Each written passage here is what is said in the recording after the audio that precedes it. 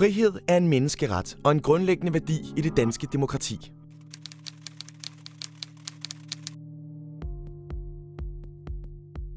Frihed betyder, at du kan tænke, hvad du vil, udtrykke, hvad du mener, og en vis grad af frihed til at forme dit eget liv inden for lovens rammer.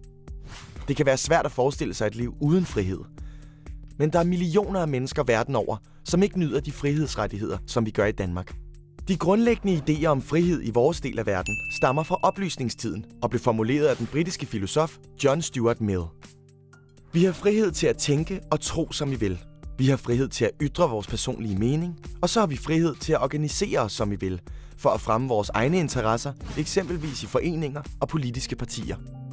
Staten skal beskytte det enkelte menneskes frihed og sikre, at mennesker ikke udnytter deres tale, tanke og foreningsfrihed, så de skader andre.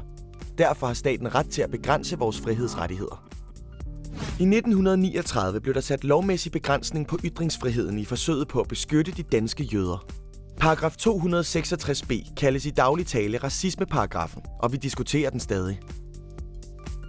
Hvad må man udtrykke om andre menneskers tro, race eller seksuel orientering? Hvornår er det vores ret at sige det, vi mener? Og hvornår er der tale om, at vi gør skade ved at ytre vores mening? Også andre frihedsrettigheder har været under pres gennem tiderne, og det er kommet til clash mellem staten og borgerne. Vores frihedsrettigheder skal aldrig tages for givet. De skal diskuteres og afprøves, også i fremtidens Danmark.